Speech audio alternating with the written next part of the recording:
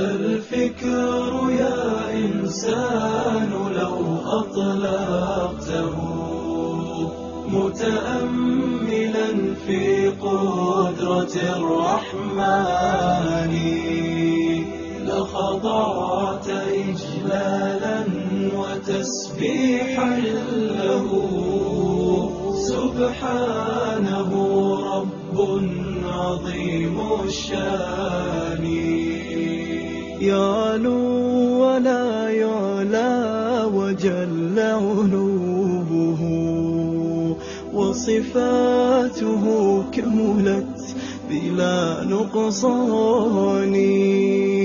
سلطانه باق ويبقى ملكه هذا ويفنى كل ذي سلطان في كل شيء قد تكامل صنعه ذا محكم التنزيل خير بيان قد عم أرجاء الفضاء بآيه انظر ترى ما لا يصفه لساني هذه السماء تزينت بكواكب لجمالها رفعت بلا أركان والريح تجري والسحاب بأمره يحيي بها ما مات من بلدان هذا ومن آياته تلك التي حملت بلا رجل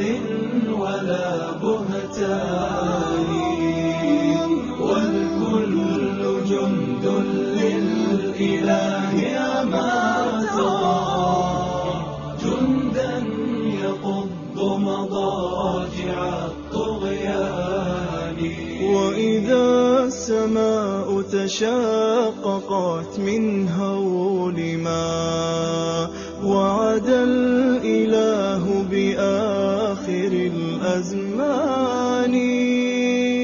والأرض غير الأرض هذا يومها وجبالها نسفت أمام عياني وتفجرت فيها البحار بأمره هذا ووصف الوعد بالقرآن